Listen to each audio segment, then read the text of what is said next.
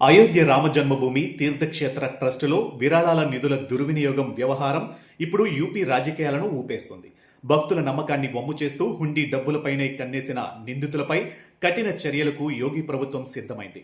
గతంలో rowdy షీటర్లు, mafia ముఠాల అక్రమ కట్టడాలను బుల్డోజర్లతో కూల్చివేసిన తరహాలోనే ఈ మందిర సొమ్మును కాజేసిన నిందితుల ఇళ్లను కూడా బుల్డోజర్లతో నేలమట్టం చేసేందుకు సన్నాహాలు వేగవంతం చేశారు.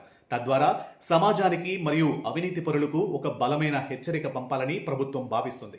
మరోవైపు ఈ కానుకల దొంగతనం కేసు ట్రస్ట్ సభ్యుల మధ్య ఉన్న అంతర్గత విభేదాలను రచ్చకిచ్చింది.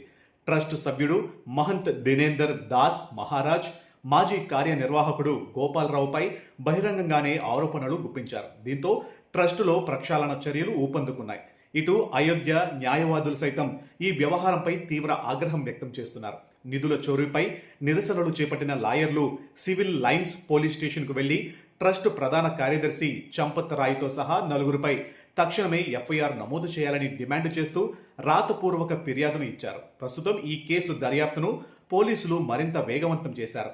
ఇది కేవలం ఒక సాధారణ దొంగతనం కాదని, ట్రస్ట్లోని ఉన్నత అధికారుల ప్రమేయంతో జరిగిన పెద్ద కుట్ర అని పోలీసులు అనుమానిస్తున్నారు. ఇప్పటికే ప్రత్యేక బృందాలు మందిర ప్రాంగణానికి చేరుకుని అన్ని రికార్డులను, హుండీ అకౌంట్లను జల్లెడపడుతున్నాయి.